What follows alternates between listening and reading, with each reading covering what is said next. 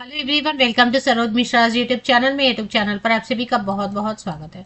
KVS NVS की तरफ से परमानेंट ऑल इंडिया लेवल पर रिक्रूटमेंट एडवर्टीजमेंट जो रिलीज हुई है, तो उनमें नॉन टीचिंग के लिए मैंने अभी तक वीडियो नहीं बनाई थी। टीचिंग पोस्ट के लिए एक दो वीडियोस बना चुके हैं।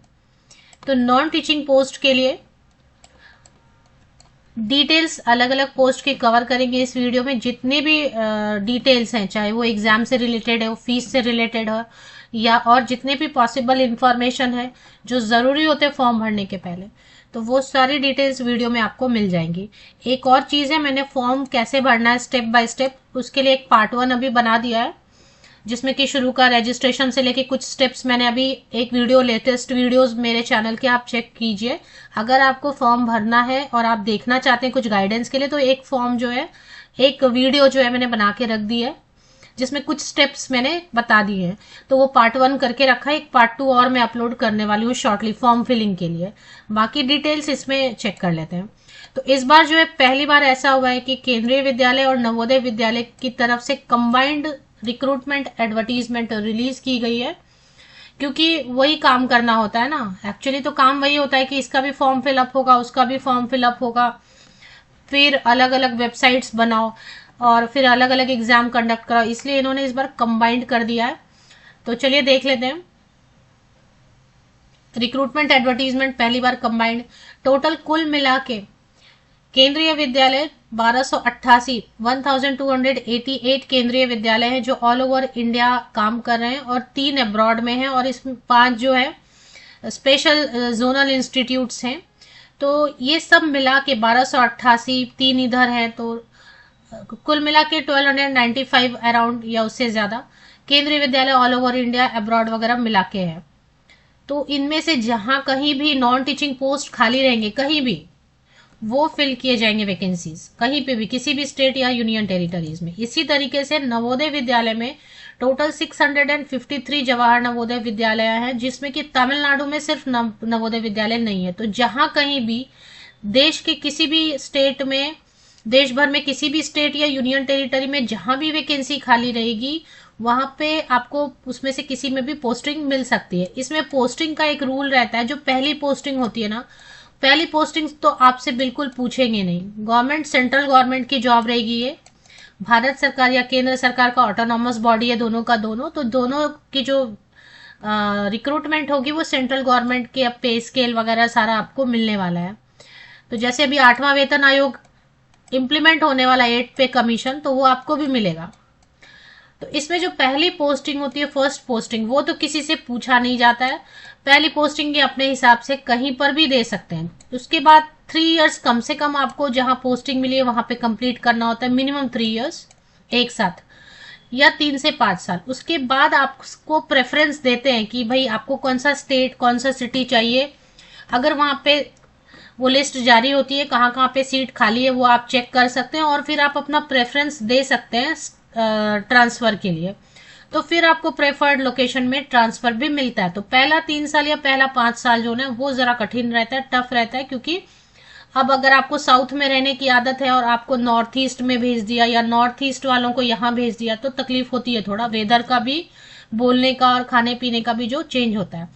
चलिए, नॉन टीचिंग में क्या क्या पोस्ट है ये सब आप देख चुके होंगे, लेकिन फिर भी मैं क्योंकि फ्रेश वीडियो बना रही हूँ तो मैं सब डिटेल एक साथ कवर करती हूँ। तो इतना क्लियर है कि परमानेंट रिक्रूटमेंट होगी, भारत सरकार के सारे आपको पे अलाउंसेस मिलेंगे, जो भी जितना भी रहेगा। तो बहुत ज्यादा पोस्ट सब में नहीं है, लेकिन जो सबसे ज्यादा वैकेंसी है, तो पहले केवीएस का चेक करेंगे। केवीएस में एडमिनिस्ट्रेटिव ऑफिसर, अब ये ऑफिसर वाली पोस्ट की डिटेल में नहीं देखूंगी, बिकॉज इसमें तो क्वालिफिकेशन के साथ एक्सपीरियंस मांग रहे हैं। फाइनेंस ऑफिसर में टोटल 5 वैकेंसीज है। आप कैटेगरी वाइज चेक कर सकते हैं, क्योंकि आपको पता है कि कौन सी कैटेगरी में आपको सर्टिफिकेट रेडी। अब किसी कैटेगरी में सीट नहीं है तो वो यूआर वाली सीट चेक करेंगे। तो यूआर में जब आप अप्लाई करेंगे, क्योंकि आपका सर्टिफिकेट रेडी नहीं है या फिर आप उस कैटेगरी में सीट ही नहीं है, तो यूआर में जब आप अप्लाई करेंगे तो आपको वो रिजर्वेशन का बेनिफिट नहीं मिलता है। असिस्टेंट इंजीनियर के लिए 2 वैकेंसीज हैं सिर्फ। असिस्टेंट सेक्शन ऑफिसर वाली पोस्ट जो है ना, ये देखेंगे ऑफिसर होते हुए भी हो सकता है इसमें विदाउट एक्सपीरियंस ले रहे हैं, तो ये वाली पोस्ट की डिटेल चेक करेंगे। जूनियर ट्रांसलेटर 8 वैकेंसीज है। सीनियर सेक्रेटेरिएट असिस्टेंट 280 है, जूनियर सेक्रेटेरिएट असिस्टेंट 714 सीट्स हैं केंद्रीय विद्यालय में।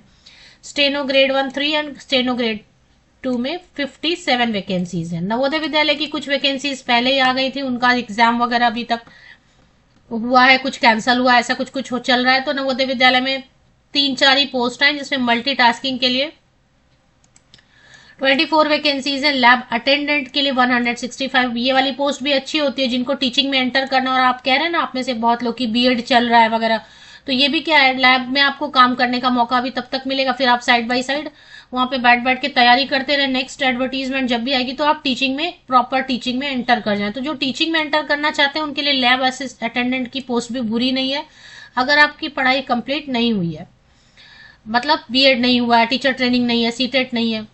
Junior secretariat assistant Navodaya Vidyalaya में 552 है, एंड जूनियर सेक्रेटेरिएट असिस्टेंट जो हेडक्वार्टर रहेगा या रीजनल ऑफिसेज रहेंगे, मतलब ये तो हो गया नवोदय विद्यालय में 552, और बाकी कुछ हेडक्वार्टर है, रीजनल ऑफिसेज है, उनमें 46 वैकेंसीज रहेंगी। लेकिन सबके लिए क्वालिफिकेशन तो सेम ही रहेगा। जूनियर सेक्रेटेरिएट असिस्टेंट के लिए मतलब सबसे ज्यादा पोस्ट दिखाई दे रही हैं। क्वालिफिकेशन, एज की क्राइटेरिया, एज में रिलैक्सेशन, ये सारी चीजें कवर करेंगे। डायरेक्टली चलते हैं, टीचिंग पहले दिया हुआ डिटेल वो स्किप करते हैं, चले आते हैं। फीस की डिटेल भी बताऊंगी, सिलेक्शन क्राइटेरिया भी करेंगे कवर। तो यहां से शुरू कर लेते हैं एक बार एडमिनिस्ट्रेटिव ऑफिसर से, क्योंकि मैंने आपको बताया एडमिनिस्ट्रेटिव ऑफिसर में क्वालिफिकेशन के साथ में आपका रेगुलर सर्विस का एक्सपीरियंस चाहिए, तो मैं इसको नहीं कर रही कवर। आगे बढ़ते हैं। दूसरा पोस्ट भी फाइनेंस ऑफिसर मैं कवर नहीं कर रही हूँ वीडियो में मेरे, बिकॉज इसमें ऑफकोर्स जो है असिस्टेंट इंजीनियर की जो पोस्ट है, इसमें सिविल या इलेक्ट्रिकल वाले इंजीनियर अप्लाई जरूर कर सकते हैं, बट इसमें भी 2 इयर्स का एक्सपीरियंस मांग रहे हैं। चलिए, असिस्टेंट सेक्शन ऑफिसर वाली पोस्ट भी मैं कवर नहीं करूंगी, मैंने बोला था चेक कर लेंगे, बट इसमें भी दिखाई दे रहा है कि आपने प्रॉपर पे स्केल में, गवर्नमेंट पे स्केल पे काम किया हुआ है, यूडीसी या एसएसए या इक्विवेलेंट, तभी आप अप्लाई कर सकते हैं। तो इसकी डिटेल भी मैं कवर नहीं कर रही हूँ, क्योंकि ऑलरेडी वर्किंग लोगों के लिए। जूनियर ट्रांसलेटर के लिए तो हिंदी इंग्लिश वाले चेक कर लीजिए, क्योंकि इसमें एक सर्टिफिकेट मांग रहे हैं, या तो ट्रांसलेशन का हिंदी टू इंग्लिश या इंग्लिश टू हिंदी, या फिर 2 साल का ट्रांसलेशन का हिंदी टू इंग्लिश, या फिर इंग्लिश टू हिंदी ट्रांसलेशन का एक्सपीरियंस मांग रहे हैं। तो इसलिए मैं ये जो है ना, इसको भी स्किप कर रही हूँ। सीनियर वर्ड ही है, तो सीनियर का मतलब है सीनियर आप कैसे बनेंगे, जब तक आपने काम नहीं किया तो आप सीनियर नहीं बनेंगे। तो इसमें भी 3 साल का एक्सपीरियंस मांग रहे हैं, तो ये वाली पोस्ट भी मैं अपने वीडियो में कवर नहीं कर रही हूँ। जिनके पास ऑलरेडी गवर्नमेंट जॉब का एक्सपीरियंस है वही अप्लाई कर पाएंगे। चलिए, सीनियर ग्रेड स्टेनोग्राफर ग्रेड 1 है, तो मतलब ये सीनियर पोस्ट है, सीनियर स्टेनोग्राफर भी आप इसको बोल सकते हैं। तो क्योंकि इसमें भी 5 साल का एक्सपीरियंस आपने गवर्नमेंट पे स्केल पे काम किया हुआ है, तभी आप अप्लाई कर सकते हैं, इसलिए मैं इसकी डिटेल भी कवर नहीं करें। अब जो पोस्ट आ रहे हैं ये आपके काम का है, very sorry, serial number S से जो है ना आपके काम का शुरू हो गया, यहां से सारी डिटेल चेक करेंगे। स्टेनोग्राफर ग्रेड 2 या जूनियर स्टेनोग्राफर आप इसको बोल सकते हैं। इसमें कोई भी ग्रेजुएट किसी भी विषय से अप्लाई कर सकते हैं, परसेंटेज का प्रॉब्लम बिल्कुल नहीं है, कोई भी सर्टिफिकेट नहीं मांग रहे हैं, टाइपिंग का, स्टेनोग्राफी का सर्टिफिकेट नहीं मांग रहे हैं, कोई एक्सपीरियंस नहीं मांग रहे हैं, कोई परसेंटेज का प्रॉब्लम नहीं है, सब प्लस है, मतलब कहने का मतलब है। हाँ, लेकिन स्किल टेस्ट तो लेंगे, क्योंकि स्टेनोग्राफी की पोस्ट है तो स्किल टेस्ट तो लेंगे। सब्जेक्ट का भी कोई कंडीशन नहीं, किसी भी विषय से पढ़ाई करके आपने स्टेनोग्राफी सीख लिया, अभी भी सीख लीजिए, टाइम है तो। अभी क्या प्रॉब्लम है, जब तक फॉर्म भरे जाएंगे, एग्जाम होगा, वो रिजल्ट, अभी तो टीयर 1 टीयर 2 हो गया ना, टीयर लास्ट स्टेज में जब स्किल टेस्ट होगा तब तक आपको स्टेनोग्राफी, अभी भी टाइम है, आपने स्टेनोग्राफी नहीं सीखी है, अप्लाई करते वक्त कोई सर्टिफिकेट तो मांग नहीं रहे, तो एनी ग्रेजुएट स्टेनोग्राफर वाली पोस्ट के लिए अप्लाई कर दीजिए। 25,500 की बेसिक पे, 25,500 की बेसिक पे है। इस पे जो है अभी आपकी सैलरी, अभी तो सैलरी 50-52 हजार बन जाती है, लेकिन इसका भी कोई मतलब नहीं है, क्योंकि अभी जब तक ये रिक्रूटमेंट प्रोसेस खत्म करेंगे 2026 शुरू होगा, और 2026 में 8वां वेतन आयोग स्टार्ट होते ही 30-35% सैलरी बढ़ेगी, तो आराम से 60,000 salary per month starting salary हो जाएगी। चलिए आगे बढ़ते हैं। इसकी एज क्राइटेरिया मिनिमम 18 से समझ लेते हैं, तो 18 से 27 साल जनरल कैंडिडेट्स के लिए। अगर आप SC ST कैंडिडेट है तो आपको 5 साल की छूट मिलती है। तो SC/ST कैंडिडेट 5 साल जोड़ेंगे तो 18 to 32 ईयर्स SC/ST कैंडिडेट के लिए। अगर आप OBC कैंडिडेट है 3 साल की छूट मिलती है। OBC non creamy layer, please ध्यान दीजिएगा, OBC non creamy layer candidate को छूट मिलती है 3 साल की, तो 18 to 30 ईयर्स के तक के OBC non creamy layer. PWD candidate तो कम से कम 10 साल की छूट मिलती है, तो 18 to 37 ईयर्स तक के कैंडिडेट PWD। और अगर रिजर्व कैटेगरी के PWD है तो और भी ज्यादा एज में रिलैक्सेशन मिलेगी। तो इतना काफी अप्लाई करने के लिए। जूनियर सेक्रेटेरिएट असिस्टेंट के लिए 12th पास, 12वीं पास भी है तो आप अप्लाई कर सकते हैं। 12वीं पास, आर्ट्स, साइंस, कॉमर्स किसी भी स्ट्रीम से। इसमें सब्जेक्ट का कोई रेस्ट्रिक्शन नहीं है, कोई पाबंदी नहीं है विषय की।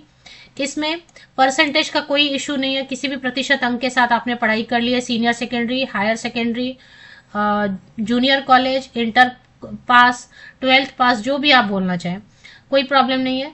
तो परसेंटेज का प्रॉब्लम नहीं है, एक सब्जेक्ट का प्रॉब्लम नहीं है, एक्सपीरियंस नहीं मांग रहे हैं, कोई भी सर्टिफिकेट आपसे नहीं मांग रहे हैं, ना तो टाइपिंग सर्टिफिकेट ना तो कुछ भी सर्टिफिकेट नहीं मांग रहे हैं। चलिए अभी देख लेते हैं। इसमें 12th पास और ये आपको स्किल टेस्ट ले लेंगे टाइपिंग की, इतना आना चाहिए आपका। हिंदी या इंग्लिश कोई भी चलेगा कंप्यूटर पे। अब इसमें जो है एसेंशियल में लिखा है टाइपिंग में, बस इतना ही है। डिजायरेबल में जो चीजें लिखते हैं ना, डिजायरेबल में जो चीजें लिखते हैं उनका कोई मतलब नहीं होता। अगर उनको एक्सपीरियंस मैंडेटरी चाहिए तो वो एसेंशियल के नीचे लिखेंगे। डिजायरेबल का मतलब ठीक है, अगर टैली हो गया 2 कैंडिडेट का मार्क्स तो फिर कैसे प्रेफरेंस देंगे, तो उनको देंगे प्रेफरेंस जिनके पास एक्सपीरियंस रहेगा। तो इसकी जो एज लिमिट है वो 19,900 की बेसिक पे अभी है, 20,000 की, तो इस पे 37,000 तक स्टार्टिंग सैलरी हो जाएगी। लेकिन 2026 जनवरी में जैसा मैंने आपको बताया कि नया पे कमीशन 8वां वेतन आयोग इम्प्लीमेंट ही हो जाएगा, तो 30% बढ़ेगा इसमें। तो 10,000 कम से कम 47,000, 50,000 जो है ना 50,000 सैलरी आराम से स्टार्टिंग सैलरी हो जाएगी जो कैंडिडेट फाइनली सेलेक्ट होंगे। एज की क्राइटेरिया 18 से 27 साल जनरल कैंडिडेट। यूआर में जो अप्लाई करेंगे आपको कैटेगरी चेक करना है। 18 to 32 ईयर्स रहेगा SC/ST कैंडिडेट्स के लिए, क्योंकि 5 साल की रिलैक्सेशन मिलती है। 18 to 30 ईयर्स इसके लिए रह जाएगा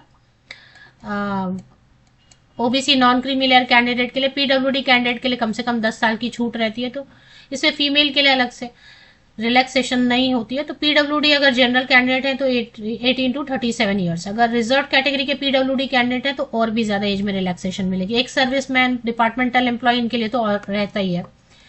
लैब अटेंडेंट की पोस्ट बहुत अच्छी पोस्ट रहती है। इसमें 12th अगर साइंस से किया है, सिर्फ कुछ भी नहीं मांग रहे हैं। 12th अगर inter, junior college, SSC, HSC जो भी बोले, अगर साइंस से आपने पढ़ाई कर ली है, अब देखिए परसेंटेज का प्रॉब्लम नहीं है, प्रतिशत अंकों का कोई प्रॉब्लम नहीं है, कोई सर्टिफिकेट नहीं मांग रहे, कोई एक्सपीरियंस नहीं मांग रहे, तो ये वाली पोस्ट अच्छी है। जो टीचर बनना चाहते थे बट अभी क्वालिफिकेशन कंप्लीट नहीं हो पाई है, तो इस पोस्ट के लिए अप्लाई करने में कोई हार्म नहीं है। ये भी आपको क्लास में ही, लैब में ही आपको अटेंडेंट का काम मिलेगा। साइड में तैयारी कीजिए और फिर जब नई वैकेंसी आती है तो आप टीचर बन जाइए। सेम 18,000 की बेसिक पे, इस पे सैलरी अभी 34,000 के अराउंड बनती है, बट 8वां वेतन आयोग इम्प्लीमेंट हो जाएगा तो तकरीबन 10,000 सैलरी बढ़ेगी, तो 44-45,000 जो है ना इनिशियल सैलरी हो जाएगी, क्योंकि 2026 जनवरी से नया वेतन मान इम्प्लीमेंट हो जाएगा। एज क्राइटेरिया इसकी अच्छी है। अगर 10th ही पास किया है आपने, 12th नहीं कर पाया अभी तक, तो डिप्लोमा इन लेबोरेटरी टेक्निक अगर कोई सर्टिफिकेशन किया हुआ है आपने तो भी अप्लाई कर सकते हैं। 18 से 30 साल तक इसकी एज लिमिट भी देखें अच्छी है। 18 से 30 साल के जनरल कैंडिडेट, यूआर कैटेगरी के कैंडिडेट अप्लाई करेंगे। 18 से 33 साल तक के OBC non creamy layer candidate apply करेंगे। 18 से 18 to 35 ईयर्स तक के SC/ST कैंडिडेट अप्लाई करेंगे। 18 to 40 ईयर्स तक के PWD जनरल कैंडिडेट अप्लाई करेंगे। अगर रिजर्व कैटेगरी PWD है तो और भी ज्यादा एज में रिलैक्सेशन मिलने वाली है। मल्टीटास्किंग के लिए भी सेम वैसा ही है जैसा मैंने आपको इधर बताया। सैलरी का और एज का क्राइटेरिया मल्टीटास्किंग वाले, एज की क्राइटेरिया लैब अटेंडेंट वाली देख लें। सैलरी की क्राइटेरिया लैब अटेंडेंट का जो बनाया वही बताया वही सेम है। अगर आपने नहीं देखा तो थोड़ा लैब अटेंडेंट वाली सैलरी और एज क्राइटेरिया चेक कर लीजिए। क्वालिफिकेशन मल्टीटास्किंग की सिर्फ 10वीं पास, फिर से यहाँ बोलूंगी 10th पास, सिर्फ 10th पास मांगा गया है। इसमें कोई एक्सपीरियंस नहीं मांग रहे, प्रतिशत अंकों का कोई रेस्ट्रिक्शन नहीं है और किसी तरीके का एक्स्ट्रा कोई भी सर्टिफिकेट नहीं मांग रहे। तो ये भी अच्छी पोस्ट है। मल्टीटास्किंग जो 10वीं के बेसिस पे या 12वीं के बेसिस पे अप्लाई करना चाहते हैं वो अप्लाई करें। सैलरी और इसकी डिटेल के लिए लैब अटेंडेंट वाला आप देख लीजिए, मैंने वीडियो में बताया। जो सैलरी, जो एज क्राइटेरिया, वही मल्टीटास्किंग स्टाफ के लिए भी सेम रहने वाला है। तो एज की जो मिनिमम है 18 ईयर्स, और मैंने आपको बताया कि एज में रिलैक्सेशन अगर आप खुद चेक करना चाहते हो पेज नंबर 22 पे आप चेक करेंगे। हाँ, जो विमेन कैटेगरी के कैंडिडेट हैं उनको कोई छूट नॉन टीचिंग में नहीं मिल रहा है। हाँ, लेकिन अगर आप एनवीएस केवीएस के रेगुलर एम्प्लॉयज हैं या फिर कॉन्ट्रैक्ट वगैरह पे आपने काम किया हुआ तो मल्टीटास्किंग के लिए आपको जो है ना 5 साल की छूट मिलेगी मल्टीटास्किंग के लिए। अगर जो जिन्होंने NVS for employees of NVS including those who are working on contract basis, daily basis पे भी एनवीएस में आपने काम किया हुआ है हेडक्वार्टर में या आरओ में मल्टीटास्किंग स्टाफ के तौर पे, अगर डेली बेसिस पे भी काम किया और अब आप अप्लाई कर रहे हैं तो आपको 5 साल की छूट मिलेगी। अब अगर एक सर्विसमैन है तो 5 साल की छूट मिलती है, जनरल ओबीसी है तो 8 साल की, एससी एसटी एक सर्विसमैन है तो 10 साल की, और भी है। बट महिलाओं के लिए नॉन टीचिंग के लिए कोई पोस्ट कोई नहीं रहेगा, इसमें छूट नहीं रहेगी। द कट, अच्छा इसमें एक टीजीटी कंप्यूटर साइंस के लिए कुछ लिखा है, एफसीएसए कॉन्ट्रैक्ट बेसिस पे काम किया है तो मिलेगा उनको कुछ एज में रिलैक्सेशन मिलेगा। तो एफसीएसए वाली पोस्ट आती है कॉन्ट्रैक्ट की, अगर कंप्यूटर वाले कैंडिडेट्स के लिए तो अप्लाई किया करें, एज में रिलैक्सेशन मिलती है। जब परमानेंट वैकेंसी आती है तो कॉन्ट्रैक्ट वाली आती है वैकेंसी तो अप्लाई किया कीजिए। अब जो एज आप कैलकुलेट करेंगे है ना, एज की तो कैलकुलेशन करनी होगी, जिनकी बॉर्डर लाइन पे उनको ज्यादा टेंशन रहता है, या जो क्वालिफिकेशन मांग रहे हैं, जैसे मल्टीटास्किंग के लिए 10th पास मांग रहे हैं, 12th अगर लैब अटेंडेंट के लिए 12th साइंस मांग रहे हैं, या जूनियर सेक्रेटेरिएट असिस्टेंट के लिए 12th पास मांग रहे हैं, तो वो आपकी 4 दिसंबर 2025 क्लोजिंग डेट है। ऑनलाइन एप्लीकेशन की आखिरी तारीख है, लास्ट डेट है। इस डेट को ही कट ऑफ डेट लेके या बेस लेके, आधार यही डेट लेंगे 4 दिसंबर 2025, इसी को आधार लेके आपको एज लिमिट कैलकुलेशन करनी है, और या फिर क्वालिफिकेशन इस डेट तक कंप्लीट हो जानी चाहिए, या अगर एक्सपीरियंस वाला पोस्ट है तो इस डेट से जितना एक्सपीरियंस मांग रहे हैं इस डेट तक होना चाहिए उतना एक्सपीरियंस। ठीक है, तो ये सब चीजें दी हुई हैं अच्छे से। OBC non creamy layer, date of issue of OBC non creamy layer certificate must be 1 January 2025 to last date of application. तो जो OBC non creamy layer certificate है वो इशू होने का डेट जो है 1 जनवरी से लेके जो लास्ट डेट है ऑनलाइन एप्लीकेशन की 4 दिसंबर, 1 जनवरी से लेके 4 दिसंबर की डेट के बीच का OBC non creamy layer certificate होना चाहिए। OBC you belong to creamy layer वो अनरिजर्व कैटेगरी में आएंगे।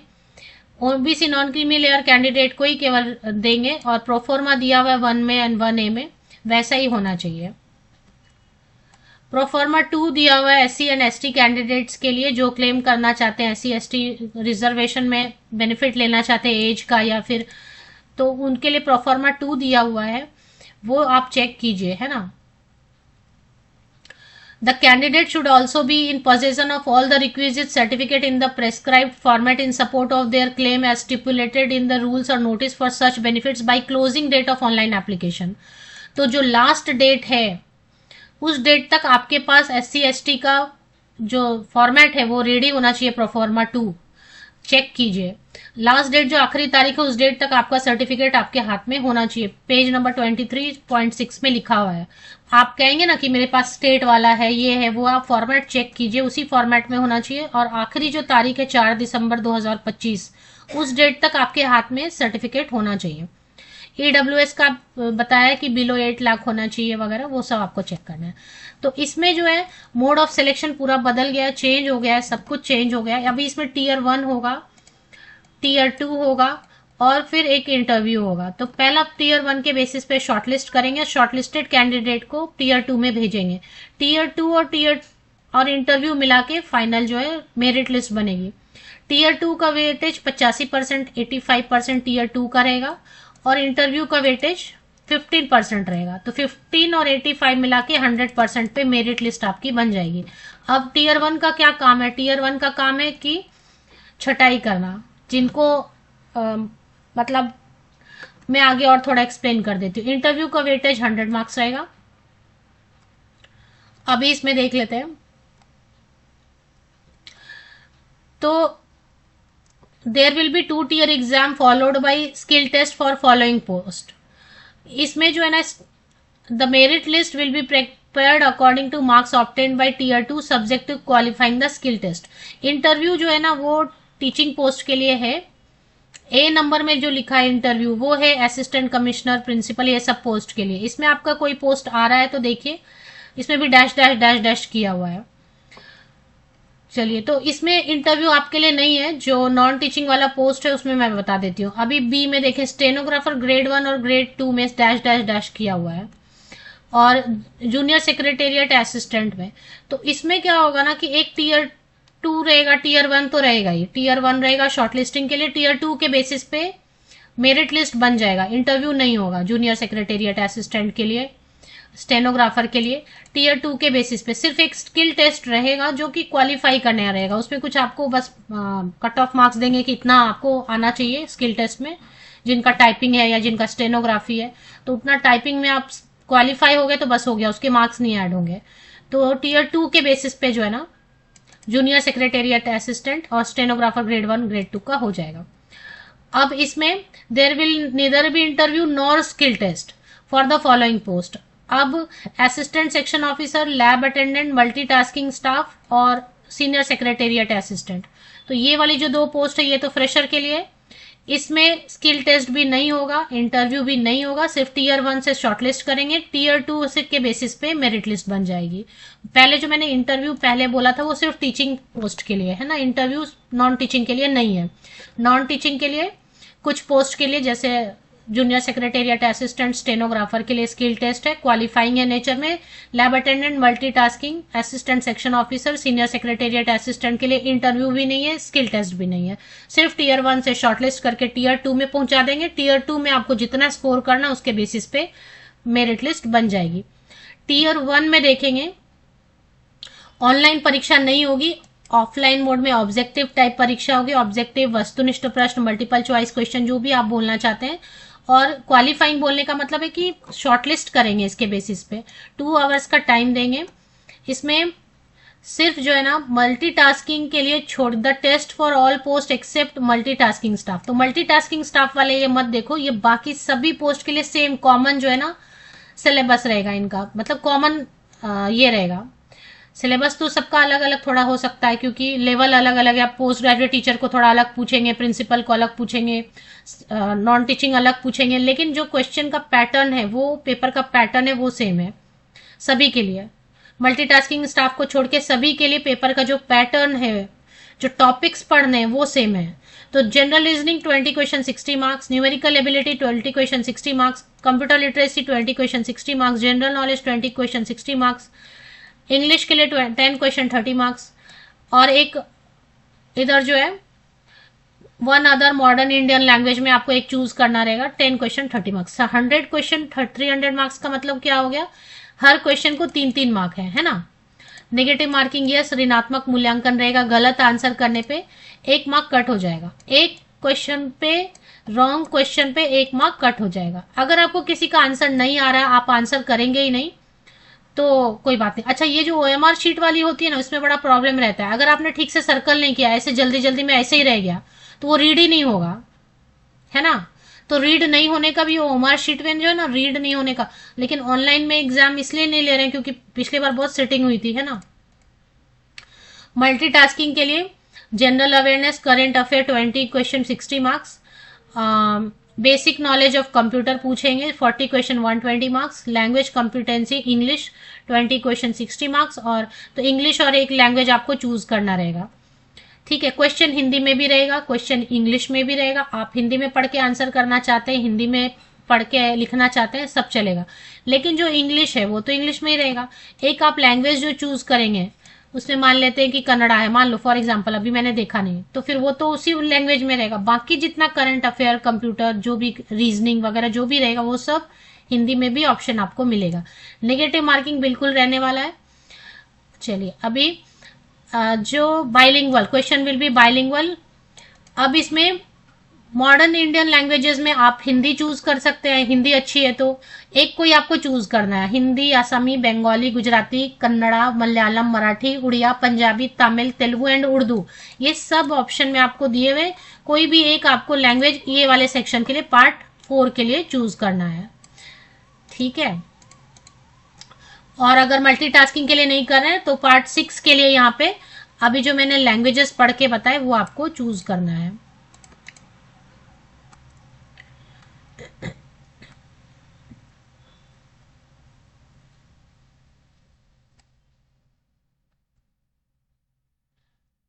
क्वेश्चन का लेवल क्या रहेगा, तो अभी मल्टीटास्किंग 10th मांग रहे हैं तो 10th लेवल तक का ही जो क्वेश्चन रहेगा 10th लेवल तक का पढ़ना है। अभी आपको पीआरटी के लिए टीचर में या junior secretariat assistant, lab attendant के लिए जो क्वालिफिकेशन मांग रहे हैं 12th मांग रहे हैं तो 12th लेवल का रहेगा। अब लैब अटेंडेंट में 12th साइंस मांग रहे हैं तो साइंस अच्छे से पढ़ के आना है। तो ये लेवल जो क्वेश्चन का रहेगा, क्योंकि टॉपिक तो सेम ही है, पैटर्न सेम है, तो अलग कहाँ रहेगा, तो अलग रहेगा कि प्रश्न की जो डिफिकल्टी लेवल है क्वेश्चंस की उसमें डिफरेंस रहेगा। तो सब में नेगेटिव मार्किंग है, 1/3 मार्क्स तो कटेगा ही। तो टीयर 1 में हर क्वेश्चन 3 मार्क का है तो 1 मार्क कट होगा, 1 मार्क कट हो जाएगा। 1/3 मार्क्स मतलब 3 मार्क का एक क्वेश्चन है तो 3 मार्क का 1/3 कितना होता है, 1 मार्क। मतलब आपने एक गलत आंसर किया तो आपका एक -1 हो जाएगा। अगर आपको नहीं आ रहा है आंसर, मत करो आंसर, कोई प्रॉब्लम नहीं है। रीइवैल्यूएशन के लिए नहीं डाल सकते कि नहीं मैंने ज्यादा लिखा था मुझे कम मार्क्स आए, वो सब नहीं होगा इसमें। टीयर 2 हर पोस्ट के लिए अलग होगा, हिंदी में भी ऑप्शन मिलेगा और इंग्लिश में भी ऑप्शन मिलेगा आपको। टीयर 2 फिर से वैसे ही रहेगा जिसमें आपके सब्जेक्ट का क्वेश्चन पूछेंगे। 2.5 आवर्स मिलेगा, पेन एंड पेपर मोड में रहेगा और ऑब्जेक्टिव टाइप रहेगा। तो अभी बहुत चेंज कर दिया। टीयर 2 में अगर आप शॉर्टलिस्ट होके आ जाते हैं, टीयर 1 का मार्क्स जुड़ेगा नहीं मेरिट लिस्ट में, तो 60 मार्क्स का ऑब्जेक्टिव वस्तुनिष्ठ प्रश्न रहेगा और 10 मार्क का डिस्क्रिप्टिव रहेगा। ऑब्जेक्टिव पे 60 क्वेश्चन 60 मार्क्स मतलब 1 क्वेश्चन 1 मार्क, और डिस्क्रिप्टिव में 40 मार्क्स का रहेगा, मतलब हर क्वेश्चन पे 4-4 मार्क्स रहेंगे। अब इसमें क्योंकि 1 क्वेश्चन 1 मार्क है तो निगेटिव मार्किंग में कितना मार्क्स आपका जाएगा, निगेटिव मार्किंग में आपका जाएगा 1/4 मार्क्स कटेगा, मतलब एक गलत आंसर करने से -1 हो जाएगा आपको, सॉरी -1/4, मतलब 4 गलत आंसर करने से, सॉरी ये वाले सेक्शन में ना टीयर 2 में 4 गलत आंसर करने से -1 होगा। तो ये सब हो गया, सारा डिटेल कवर कर दिया। अब इसमें आपको टाइपिंग टेस्ट वगैरह के लिए देखना है कि क्या आपको पढ़ना है, क्या क्या करना है रेडी। तो पेज नंबर 27 पे आप चले आइए, इसमें क्या क्या आपको टाइपिंग टेस्ट, शॉर्ट हैंड वगैरह क्या क्या, कंप्यूटर प्रोफिशिएंसी ये सब। और 14 नवंबर से लेके 4 दिसंबर तक आप कर सकते हैं। फीस की डिटेल चेक करेंगे और बस ऑनलाइन एप्लीकेशन पोर्टल शुरू हो गई, मैंने एक वीडियो बना दिया।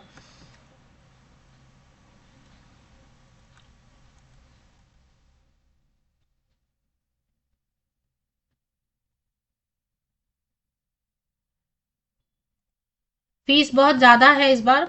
अभी फीस नॉन टीचिंग के लिए वीडियो बनाया मैंने, तो नॉन टीचिंग के लिए देख लें आप। मल्टीटास्किंग के लिए एक तो ऐसे ले रहे हैं, एक एग्जाम फीस ले रहे हैं और एक प्रोसेसिंग फीस ले रहे हैं। तो 1200 प्लस 500, लैब अटेंडेंट के लिए 1200 प्लस 500, जूनियर सेक्रेटेरिएट असिस्टेंट के लिए 1200 प्लस 500, 1700, स्टेनोग्राफर ग्रेड 1 लगभग सभी के लिए 1700 है, जिसमें कि SC ST PWD कैंडिडेट और एक्स सर्विसमैन है तो उनको ओनली 500 देना है। 500 तो देना ही है, 1200 नहीं देना, एग्जाम फीस नहीं देना है, लेकिन प्रोसेसिंग फीस देना होगा। तो 500 SC ST PWD ex serviceman के लिए 500 रहेगा, नॉन टीचिंग पोस्ट के लिए। थोड़ा GST भी ले सकते हैं। ऑनलाइन एप्लीकेशन पोर्टल 14 नवंबर से 4 दिसंबर तक। करेक्शन विंडो ओपन हो सकता है नहीं हो, क्योंकि करेक्शन विंडो के बारे